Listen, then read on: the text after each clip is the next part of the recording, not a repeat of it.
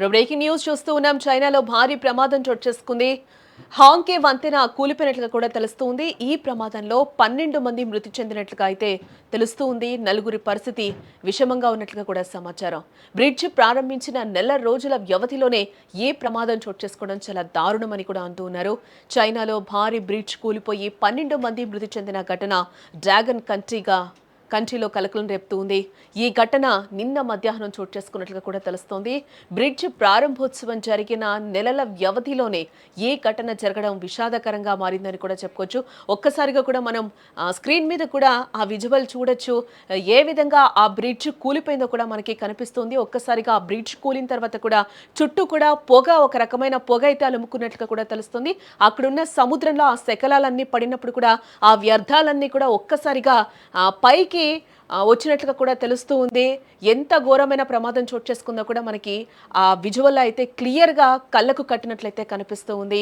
చాలా దారుణం అని కూడా చెప్తున్నారు. ఇది ప్రారంభించి కూడా ఈ బ్రిడ్జ్ నెల రోజులే అవుతున్నట్లుగా కూడా తెలుస్తుంది. ఈ నేపథ్యంలోనే ఇక్కడ ఇంజనీర్ వైఫల్యమా లేకపోతే ఇంకోటా అనేది ఇప్పటి వరకు తెలియరాలేదు. బట్ ఆ ఘోరాతి ఘోరమైన ప్రమాదం ఏ విధంగా చోటు చేసుకుంది అయితే మనకి క్లియర్గా అయితే ఆ విజువల్లో కనిపిస్తూ ఉంది.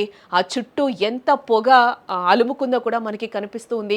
ఆ కూలింది ఏ విధంగా కూలిందో కూడా అక్కడ కనిపించిన సిచ్యువేషన్. ఎందుకంటే చుట్టూ ఆ పొగ ఏ విధంగా అలుముకుందో కూడా మనకి కనిపిస్తుంది. ఈ నేపథ్యంలోనే అక్కడున్న శకలాలు కూడా ఒక్కసారిగా అక్కడున్న వ్యర్థాలను కూడా వెదజల్లినట్లుగా కూడా తెలుస్తోంది. ఇక ఈ ప్రమాదంలో ఇప్పటికే 12 మంది మృతి చెందగా నలుగురి పరిస్థితి విషమంగా ఉన్నట్లుగా కూడా సమాచారం అయితే అందుతోంది. ప్రస్తుతం నైరుతి చైనాలోని సిచువాన్ ప్రావిన్స్ లో హాంకే వంతెనలోని ఒక భాగం అయితే కుప్పకూలిపోయింది. పూర్తిగా కొండ చర్యలు బ్రిడ్జిపై విరిగి పడటంతోనే ఈ ప్రమాదం జరిగినట్లుగా కూడా తెలుస్తోంది.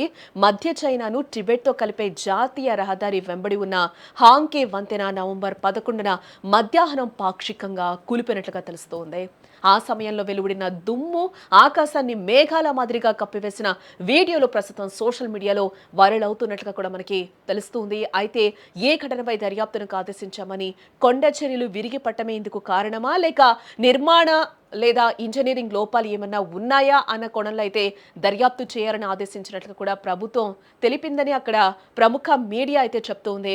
అయితే ఈ ప్రమాదంతో నష్టాన్ని అంచనా వేయటానికి, భద్రతను నిర్ధారించడానికి అత్యవసర రెస్క్యూ బృందాలు సైట్కి అయితే రెస్క్యూ బృందాలన్నింటినీ కూడా సైట్కు పంపించినట్లు కూడా అధికారులు ప్రస్తుతం చెప్తూ ఉన్నారు. ఇది చైనా సిచువాన్ ప్రావిన్స్లో టిబెట్ చైనాను కలుపుతూ హాంకీ బ్రిడ్జ్ను అయితే నిర్మించడం జరిగింది. దీన్ని కొద్ది రోజుల క్రితం కూడా అధికారులు ప్రారంభించారు. 758 మీటర్ల పొడవైన ఈ బ్రిడ్జ్ సెంట్రల్ చైనాను టిబెట్తో కలుపుతుందని కూడా చెప్తూ ఉన్నారు. ఈ బ్రిడ్జ్ మంగళవారం ఒక్కసారిగా కూడా కుప్పకూలిపోయినట్లుగా కూడా తెలుస్తుంది.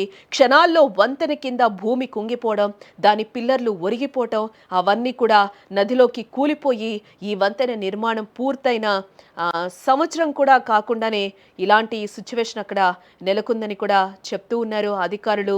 కొండ చర్యలు విరిగిపడడం వల్లే వంతెన కూలిపోయినట్లు కూడా అధికారులు ప్రాథమిక అంచనాకు వచ్చినట్లుగా కూడా తెలుస్తూ ఉంది.